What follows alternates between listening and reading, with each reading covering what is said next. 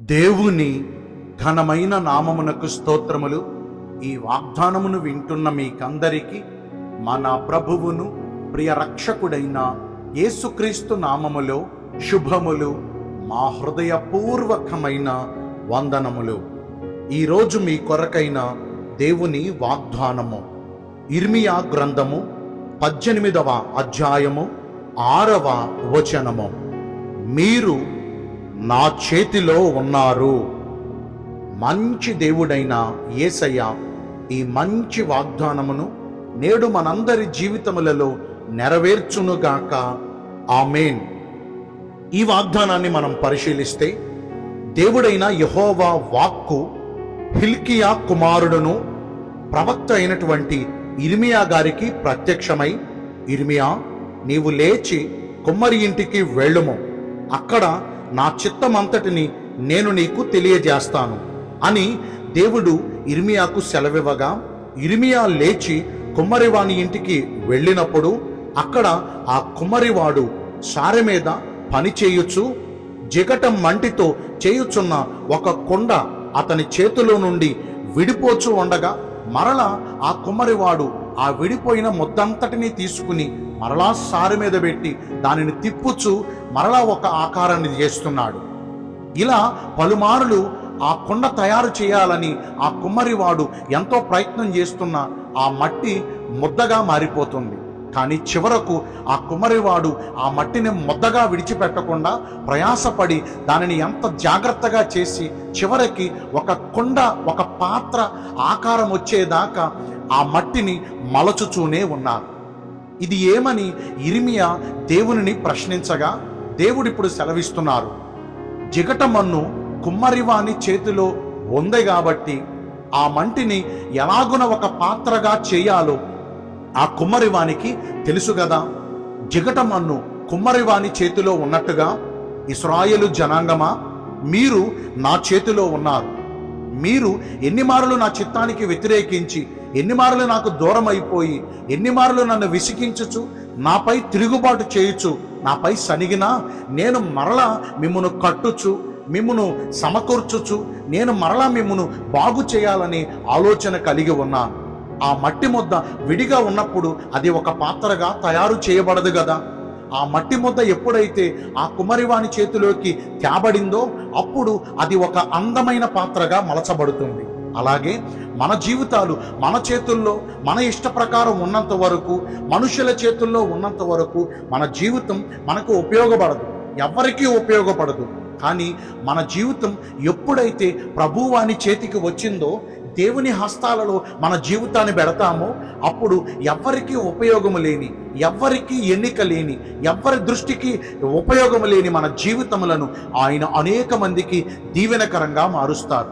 చూడండి, భక్తుడైన దావీదు మనుషులెవ్వరి ద్వారా గుర్తింపు పొందలేదు, తన కుటుంబీకుల ద్వారా గుర్తింపు పొందలేదు, సమాజం అందరి ద్వారా చిన్న చూపు చూడబడి వెలివేయబడ్డాడు. కానీ దావీదు దేవుని చేతుల్లో ఉన్నాడు కాబట్టే గొర్రెల కాపరి స్థాయి నుండి ఇశ్రాయేలునకు చక్రవర్తి స్థాయికి దేవుడు దావీదును అభివృద్ధి పరిచారు. 5 రొట్టెలు 2 చిన్ని చేపలు, ఇది చిన్నవాడి చేతిలో ఉన్నంత వరకు ఆ చిన్నవాని ఆకలి కూడా తీర్చలేవు.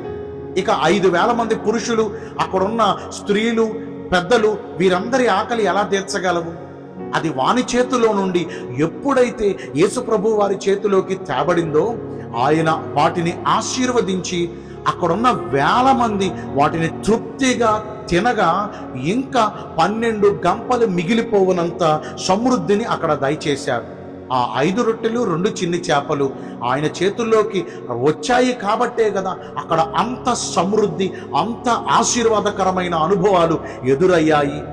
ఈ రోజున మనముగా ఉంటే మన వల్ల ఎవ్వరికీ ప్రయోజనం లేదు.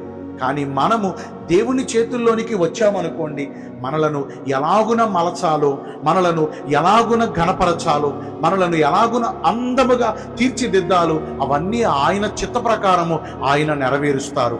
మరి ఈ వాగ్దానాన్ని వింటున్న ప్రియ దైవ జనాంగమ, దేవుడు మన జీవితములను ఆయన చేతుల్లోనికి తీసుకుని అందమైన రీతిగా, ఘనమైన రీతిగా మన జీవితములను వర్ధిల్ల చేయాలంటే మనం ఏం చేయాలో తెలుసా?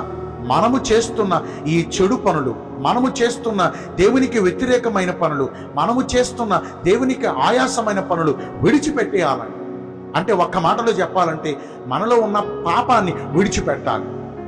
ఎప్పుడైతే ఈ పాపాన్ని విడిచిపెట్టి మనము శుద్ధి చేయబడతామో, ఎప్పుడైతే ఈ పాపాన్ని విడిచిపెట్టి దేవుని దగ్గరికి వస్తామో, అప్పుడు ఆయన ఆశ్చర్యకరంగా తన రక్త ప్రోక్షణను బట్టి మనలను శుద్ధి చేసి, మనలను పవిత్రులుగా చేసి, మనలను నీతిమంతులుగా చేసి ఆయన చేతుల్లోనికి తీసుకుంటారు. చూడండి, ఏదైనా ఒక వస్తువు మురికిగా ఉందనుకోండి, ఆ మురికి వస్తువును మనం గబిక్కుమని పట్టుకోగలమా? ఆ మురికి పాత్రను మనం గబిక్కుమని వాడగలమా? మొదట ఆ పాత్ర శుద్ధి చేసినప్పుడేగా ఆ పాత్రను చేతల్లోకి పుచ్చుకుని మనం ఏదైనా చేయగలము. ఈ రోజున మన జీవితం అనే పాత్ర ప్రభు చేతుల్లో ఉండాలంటే మనలను మనము శుద్ధి చేసుకోవాలి కదా.